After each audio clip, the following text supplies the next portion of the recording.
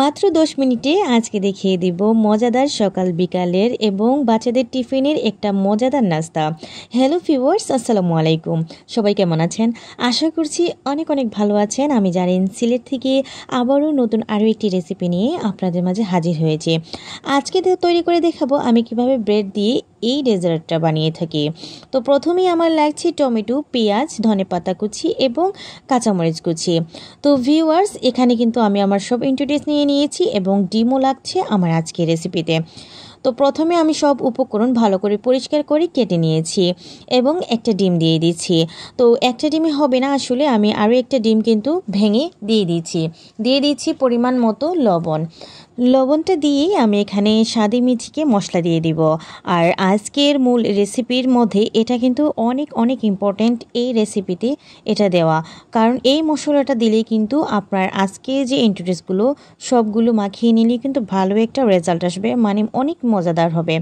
তো প্রথমেই কিন্তু মশলা এবং লবণের সাহায্য আমি পেঁয়াজগুলো কচলিয়ে নিচ্ছি। আর অবশ্যই পেঁয়াজটা এখানে একটু ভালো করে কচলিয়ে নিতে হবে। তো ভালো করে আমি চেষ্টা করতেছি পেঁয়াজটা একটু নরম করে নেওয়ার জন্য। ভিউয়ার্স, আমার আজকের রেসিপিটা অনেক অনেক ইজি, মাত্র 10 থেকে 15 মিনিটের ভিতরেই কিন্তু আমার আজকের রেসিপিটা হয়ে যাবে। তো ভিউয়ার্স, এই তো কিন্তু ভালো করে মাখিয়ে নিচ্ছে। ভিডিওর এই পর্যন্ত এসে যারা লাইক দিতে ভুলে গিয়েছেন, প্লিজ একটা লাইক করে দিবেন। আর আপনাদের মতামত অবশ্যই জানাতে ভুলবেন না আমার আজকের রেসিপিটা আপনাদের কেমন লেগেছে। এই মুহূর্তে দেশ এবং দেশের বাইরে যেখান থেকে আমার ভিডিও দেখতেছেন সবাইকে জানাই মনের অন্তর্দেশ থেকে অনেক দোয়া এবং ভালোবাসা। তো আপনারা দেখেছেন সব কিছু কিন্তু আমি একসাথে আস্তে আস্তে করে আলতোভাবে কিন্তু মেখে নিয়েছি। এবারে কিন্তু আমি আরও একটা ডিম দিয়ে দিচ্ছি, কারণ এই ডিমে কিন্তু আমার হয় নাই, আমি একটা ডিম দিয়েছিলাম। তো ভিউয়ার্স, 2টা ডিম দিয়ে কিন্তু ভালো করে এই নাস্তাটা কিন্তু হয়ে যাবে এবং 7 থেকে 8টার মতো বের হয়ে যাবে আমার আজকের এই যে মাখানোর মশলাটা।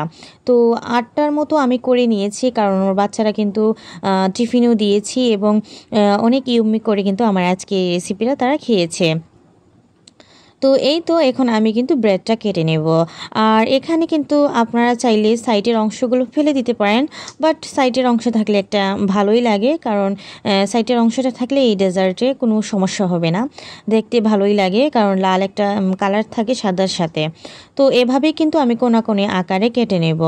তো আপনাদের যে ব্রেডটা যদি আরও একটু বড় হয়, তাতে আপনাদের যে মশলাটা করবেন সেটা কিন্তু আরও একটু বেশি লাগবে। তো ভিউয়ার্স, আমার কিন্তু ব্রেডটা ছোট ছিল, সেজন্য আমার কিন্তু যা দিয়ে করেছি এবং হয়ে গিয়েছে আলহামদুলিল্লাহ। তো এই তো এখন কিন্তু আমি ফ্রাই প্যান বসিয়ে নিয়েছি, এবারে কিন্তু দিয়ে দিব ঘি। আর অবশ্যই এখানে ঘি দিয়ে ভাজার চেষ্টা করবেন, কারণ ঘিটা দিলে একটু ঘ্রাণ হয়। আপনারা বাটার দিয়েও কিন্তু ভাজতে পারেন, বাট আমি আজকে বাটার দিয়ে ভাজবো না, আমি শুধু ঘি দিয়েই ভেজে নিব। তো এই তো এখন কিন্তু একটুখানি দিয়ে তারপর কিন্তু ঘুরিয়ে ফিরিয়ে নিচ্ছি। ঘিটা গলে গেলেই কিন্তু আমার যে মূল উপকরণটা সেগুলো দিয়ে দিব। তো ভিউয়ার্স, এই তো মশলার মধ্যেও আমি এক পিস করে এভাবে কাটা অংশ নিয়ে নিয়েছি এবং ডিমের মধ্যেও চুবিয়ে নিচ্ছি। তো এভাবে কিন্তু ডিমের মধ্যে ভিজিয়ে নিয়ে তারপর কিন্তু এখানে আমি মশলাটা দিয়ে দিব। তো এই তো আমি কিন্তু এভাবে মশলাটা কিন্তু দিয়ে দিচ্ছি। আর এটা কিন্তু অনেক পারফেক্ট হয়েছিল এবং অনেক ভালো হয়েছিল। একঘেয়েমি বাচ্চারা কিন্তু টিফিন নিতে চায় না, যেমন নুডলস এগুলো কিন্তু প্রতিদিন নিতে চায় না। এভাবে একটু ডেজার্ট করে দিলে তাদের কিন্তু মুখরোচক খাবারগুলো দিলে তারা কিন্তু পেট ভরে খেয়ে থাকবে। আমার আজকের এই রেসিপিটা আমি অনেকবার বানিয়েছি এবং প্রথম যখন আমি বানাই তখন আমার মেয়ে নার্সারি 1-এতে পড়ে, বড় মেয়ে। আর আমি তখনই বানিয়েছিলাম ফার্স্ট এটা, আর আমার কাছে অনেক ভালো লেগেছিলো এবং এতদিন থেকে আমি টিফিনে এইগুলো মানে যতগুলো নাস্তার আইটেম আপনাদের কাছে নিয়ে এসি ওগুলো তাদেরও কিন্তু আমি একটা একটা করে দেই, কারণ একঘেয়েমি নুডলস কিন্তু বাচ্চারা নিতে চায় না। তো এভাবে কিন্তু অনেক ধরনের ডেজার্ট বানিয়ে দিলে তারা কিন্তু পেট পুরে খেয়ে থাকে এবং তারা কিন্তু বাসায় এসে কিন্তু আমার মেয়ে সবসময় বলে যে আজকে মাম্মির টিফিনটা অনেক ভালো ছিল আর অনেক ভালো লেগেছে, পেটটাও কিন্তু ভরেছে।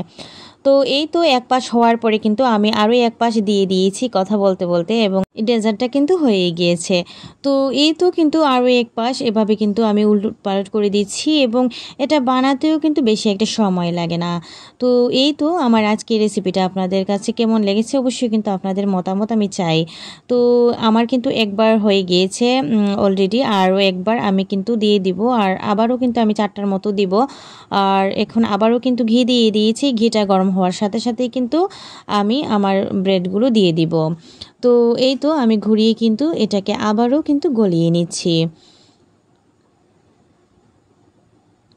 তো এই তো আবারও কিন্তু এভাবে ডিমটা উপরে দিয়ে আমি মশলাটা দিয়ে ব্রেডের উপর দিয়ে দেব। প্রথমে ব্রেডটা কিন্তু ভিজাতে হবে, তারপরে কিন্তু এই মশলাটা দিলে কিন্তু সুন্দর পারফেক্টভাবে বসে যাবে। আমার একটাও কিন্তু ভেঙে যায় নাই, খুব সুন্দর করে কিন্তু হয়েছে। তো এই তো দেখতে পাচ্ছেন খুব সুন্দর করে করে আমি দিয়ে দিচ্ছি আবারও। এভাবে করেই কিন্তু আমি আবারও 4টা করে দিয়ে দিয়েছি এবং এগুলোও কিন্তু হয়ে গিয়েছে।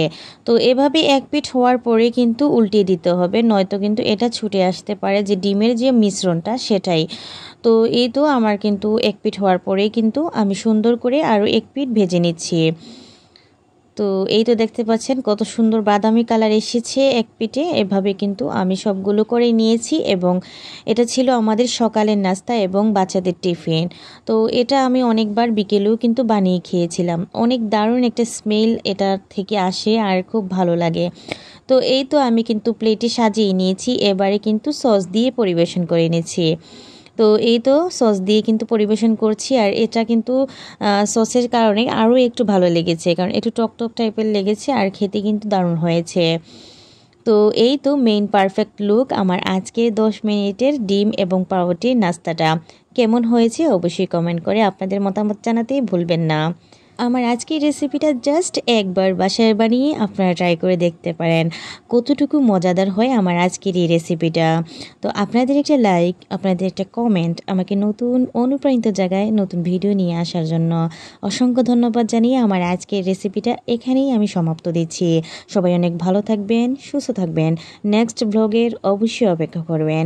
আজকের মতো এই পর্যন্তই, নতুন ভিডিও নিয়ে অবশ্যই হাজির হব। সে অবধি সবাই ভালো থাকবেন, সুস্থ থাকবেন। Thanks for watching and Assalamu alaikum.